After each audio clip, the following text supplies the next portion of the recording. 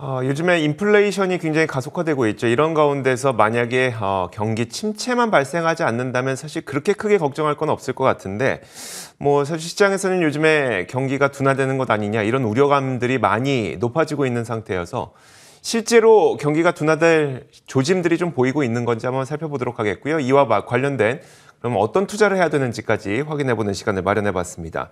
자, 오늘 큰물쌤 김태수 미국 세무사와 함께 직접 이야기를 나눠보겠습니다. 스튜디오에 나오셨습니다. 어서 오세요. 네, 안녕하세요. 저희가 매일 화상으로만 뵙다가 이제 스튜디오에 직접 나오셨는데 요즘에 뭐 장단기 금리차가 역전되기 직전이다 이런 얘기들도 있고 뭐 중고차 가격이 2개월 연속 하락하고 있다. 이게 경기 둔화의 신호 아니냐 이런 불안감들 갖고 계시거든요.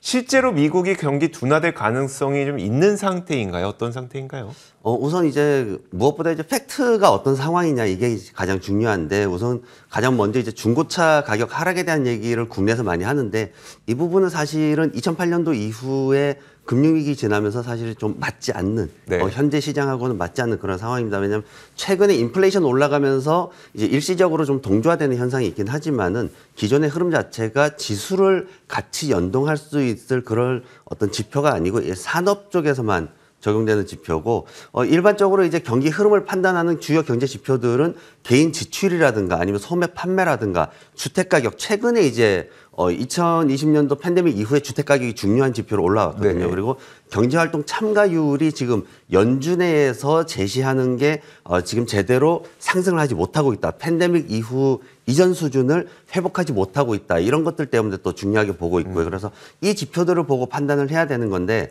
아직까지 지금 경기 침체 쪽에 들어갈 수 있는 그런 어떤 신호가 나오는 건 아니다. 뭔가 확실하게 우리가 알고 있는 뭐 이런 그런 뭐 3연속해서 뭔가 하락한다라든가 아니면은 정말 급락이 나온다든가 이런 상황은 아니다라는 거고요. 그리고 장단기 국채 수익률 스프레드가 지금 0에 근접을 하고 있어요. 지금 0.18까지 떨어져 있는데 이 지표가 현재로서는 가장 빠르게 어떤 신호를 줄 수 있는 지표다라고 평가를 받고 있습니다. 그래서 이 지표를 보면서 우리가 좀 시장의 흐름을 확인해야 되는 상황이고요.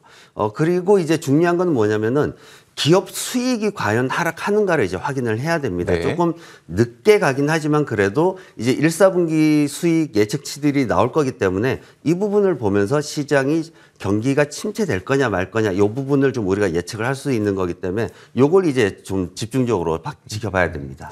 알겠습니다. 그러면 이제 장단기 금리차의 경우에도 좀 추이를 지켜봐야 되는 거고 일단 뭐 0에 거의 근접하고 있는 상태이기 때문에 이게 정말 마이너스로 역전을 하게 될 경우 뭐 시장에서는 실제로 뭐 한 6개월에서 1년 반 후에 경기 침체가 나타날 수 있다고 볼 수도 있는 거고요.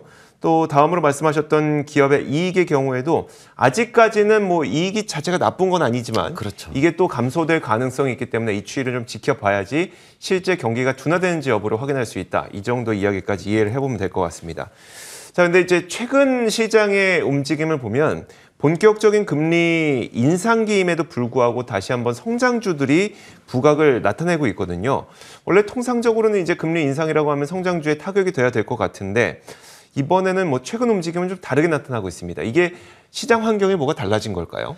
시장의 성장주라고 말하는 주식들이 우리가 알고는 애플이라든가 뭐 이런 그런 팬 주식들 이런 주식들인데 과거와 다르게 굉장히 강력한 수익을 가지고 그렇게 올라가는 그런 주식들이죠. 그리고 일반적으로 미국 시장에서 연준이 긴축을 하게 되면은 그래도 한 9개월 동안은 시장이 상승하는 것으로 그렇게 알려져 있습니다. 그러다 보니까 또 시장에서 좀 상승을 보이는 그런 모습을 보였고요.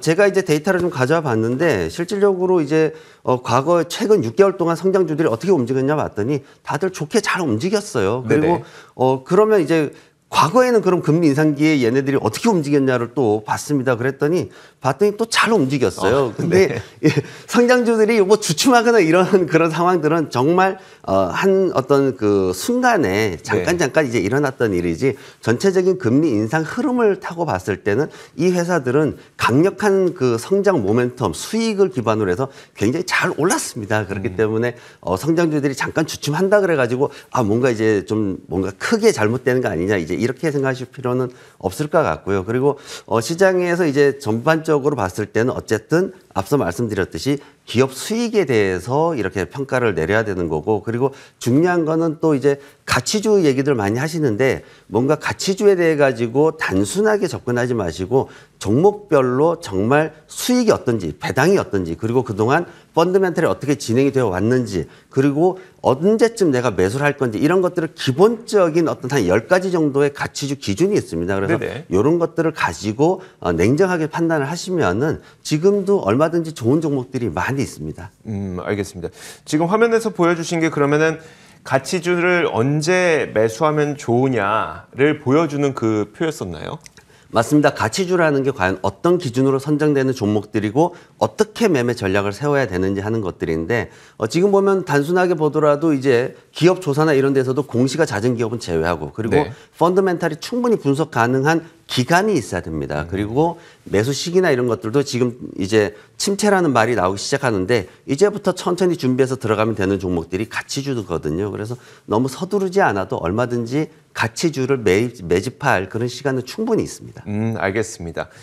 자, 본격적인 리오프닝 시즌에 맞물려서 리오프닝 주들도 사실 관심 많이 보이고 있거든요. 그리고 시장에서도 시장의 전반적인 낙폭 대비해서는 뭐 리오프닝 주들이 선방하는 기업들도 꽤 있고요. 그렇죠. 리오프닝 주는 좀 어떻게 보고 계세요? 리오프닝주 관련해가지고 제가 섹터별로 한번 표를 만들어 봤어요. 네. 그래서 섹터별로 보면 이제 리오프닝에서 대표적인 게 항공, 엔터테인먼트, 호텔, 레저, 그리고 레저 제품들, 용품들, 그리고 이제 스페셜 리테일들, 개인 소비에 대한 스페셜 리테일이 있습니다. 그리고 이제 하우스홀드 듀러블 해서 이제 주택 개량하는 쪽으로 이제 이런 것들이 이제 리오프닝 관련된 산업들인데, 이 섹터들이 보면은 항공 쪽은 적자가 굉장히 심각해요. 근데 이제 최근에 조금 상승을 보였고, 오락이나 호텔 쪽은 사실 시장보다 못하고 주가는 굉장히 고평가되어 있는, 펄가 지금 1800까지 올라가 있는 그런 상태도 볼 수가 있고요. 그리고 특별 소비재나 이런 것들은 2019년도 주가를 어느 정도 좀 회복해 있는 또 그런 모습을 보이고 있습니다. 어느 쪽을 들어갔느냐는 이제 사실 개인 성향에 대한 문제인데, 제가 최근에 우크라이나 전쟁 나오면서 하나 추천드렸던 게 노르웨이안 크루즈를 지난주에 네네. 추천을 드렸었어요. 근데 이거를 이제 왜 했냐면 이제 2021년도 11월 이후에 크루즈가 다시 재개가 됐거든요. 그러면서 실질적인 수익이 나올 시즌이 이제 됐습니다. 그래서 이제 추천을 드린 건데, 다만 이때 이제 목표 수익률 자체를 차트로 보시면 아시겠지만 2018년도 19년도까지 올려다보진 않아요. 네. 지금 현재 수준에서 한 50%까지만 보는 거예요. 왜냐하면은 이미 기존에 팬데믹 이전에 펀더멘탈이 이쪽 분야는 좀 정체되어 있는 분야들이 많아요. 그렇기 때문에 거기까지는 성장성을 기대할 수 없다라는 수준이고, 그리고 다만 이제 펀더멘탈에 대해서 이제 수익이 다시 이제 나오기 시작하니까 그 부분에 대해서 성장이 좀 되겠구나, 가격이 좀 올라가겠구나 하는 거고, 그렇기 때문에 지금 한 50% 정도만 수익률을 기대를 하는 거고요.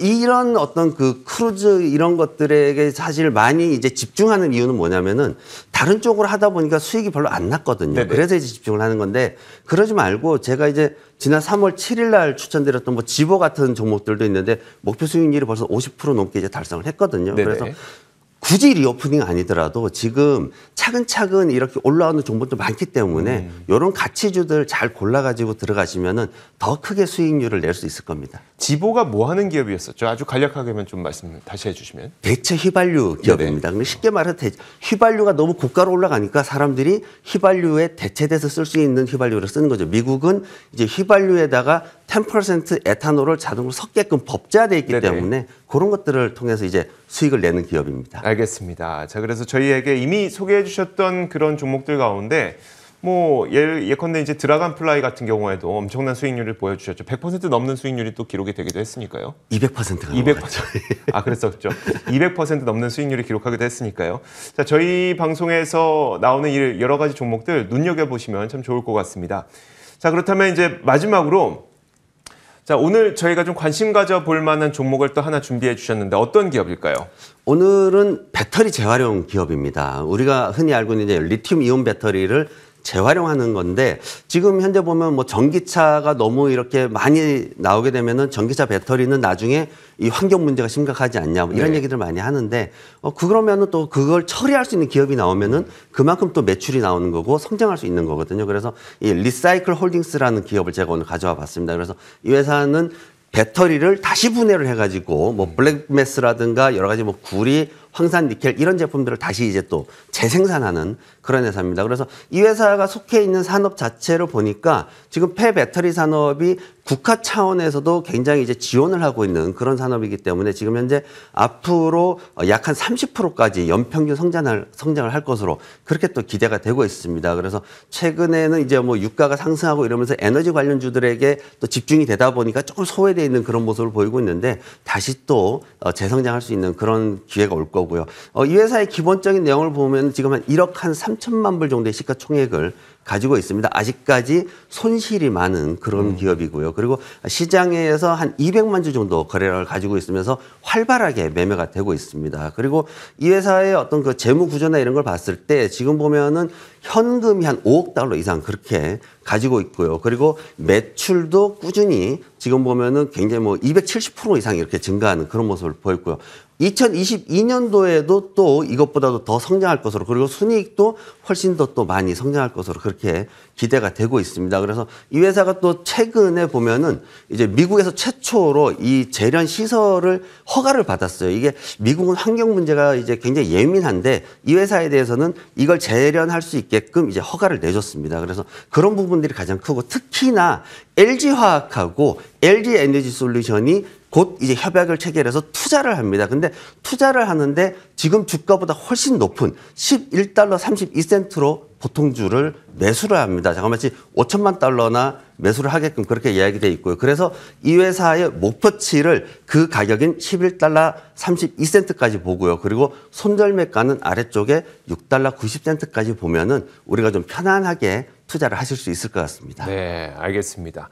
자, 그렇다면 이제 한 가지 질문이 있는데 일단 폐배터리 산업이 연평균 30% 이상 성장할 것으로 전망한다고 했잖아요. 근데 네. 폐배터리를 리사이클링하는 그런 기업이 이게 유일한 기업인가요? 아니면 여러 기업이 있는데 이 기업이 갖고 있는 특정한 장점이 있는 걸까요?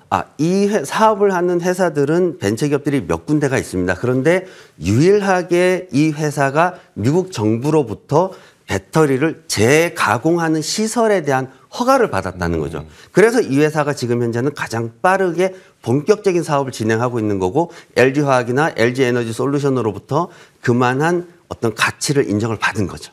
알겠습니다. 그래서 지금 현재 주가가 7달러 수준입니다. 그럼에도 불구하고 LG에너지솔루션이 11달러 정도의 이 지분 투자를 한다고 했기 때문에 목표 주가를 11.32달러로 잡고 접근을 해보자라는 의견을 저희에게 주셨습니다.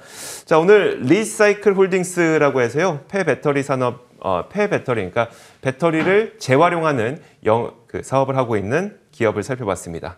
티커는 LICY를 검색하시면 될 것 같습니다. 자, 지금까지 큰물쌤 김태수 미국 세무사와 함께 이야기 나눠봤습니다. 고맙습니다. 네, 고맙습니다. 자, 저희 굿모닝 글로벌 여기서 마치겠습니다. 이어지는 출발 성공 투자 많은 시청 부탁드리겠고요. 매일 7시 30분마다 저희가 굿모닝 글로벌의 공식 유튜브 채널 월가워즈의 라이브 방송이 준비가 되어 있습니다. 유튜브 검색창에 월가워즈 검색하시고 월가워즈 라이브 방송도 함께해 주시면 좋을 것 같습니다. 매일 오전 7시 30분이니까요. 잠시 후 30분 후에 뵙도록 하겠습니다. 자, 저희는 여기까지 하도록 하죠. 함께해 주신 여러분 고맙습니다.